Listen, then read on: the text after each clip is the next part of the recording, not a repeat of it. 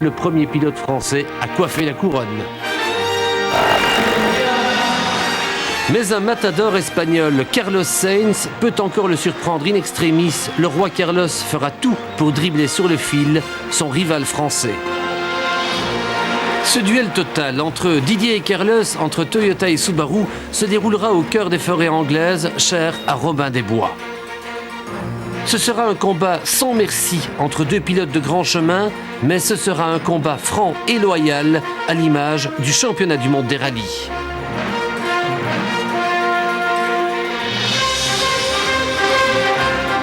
Alfred Hitchcock n'a pas écrit le scénario de ce film à suspense, mais il va nous tenir en haleine pendant 4 jours.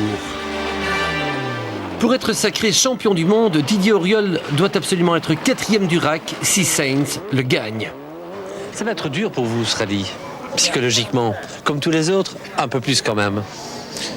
Alors disons un petit peu plus stressant, oui, c'est sûr.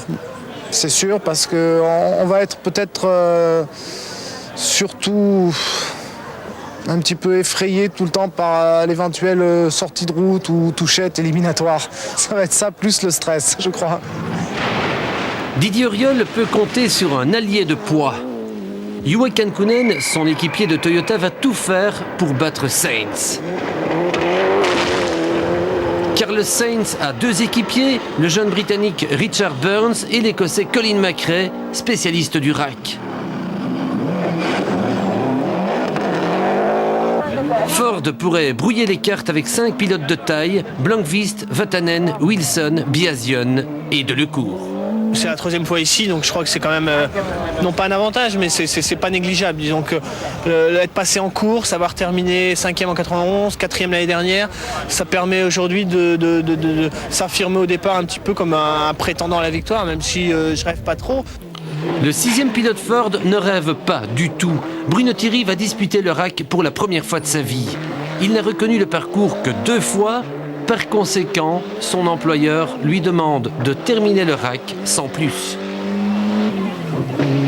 C'est un rallye un peu spécifique, c'est tout à fait différent des autres rallyes. Les reconnaissances sont différentes puisqu'on est tous ensemble, tous les pilotes ensemble. On a certaines heures pour pointer, on est en convoi, on ne peut pas dépasser 30 miles et c'est spécial.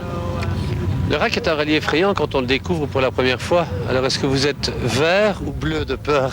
Non, je ne suis ni vert ni bleu, je ne suis pas sous pression, j'ai aucune pression. Notre objectif avec Stéphane, c'est terminer le rack. Parce que si on vient faire les malins après sac spécial et si on abandonne, on n'aura rien appris. On sera venu ici pour rien. Donc ça fait déjà 2 passages et c'est pas assez. Alors on espère faire un 3e, mais avec une auto de course, jusque mercredi. Terminé le rack, Grégoire Demévius et Willy Lux se retrouvent face au même challenge que Bruno Thierry et Stéphane Prévost, mais eux en plus, ils doivent impérativement placer leur Astra devant les Skoda pour offrir le titre mondial des 2 roues motrices à Opel. Le but de notre saison, c'est ça. Donc on peut concrétiser, tout peut se concrétiser en un seul rallye. Donc on va devoir rouler vite et bien. Enfin, on sait pas encore, on n'a pas vraiment encore de tactique. Parce que bon, l'avantage, c'est qu'on est 2 Opel au départ et donc ça partage un petit peu les responsabilités. Donc je pense qu'à 2, on doit pouvoir y arriver. Chester, 7h30 du matin, le parc fermé de départ. Didier Auriol est relax. Ses chances d'être champion du monde sont énormes, 9 sur 10. Il lui suffit en fait de contrôler son éternel rival espagnol.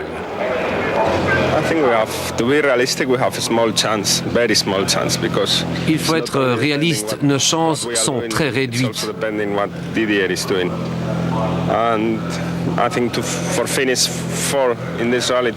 Je pense que Didier sera plus facilement 4e que moi 1er. Mais j'essaierai jusqu'au bout.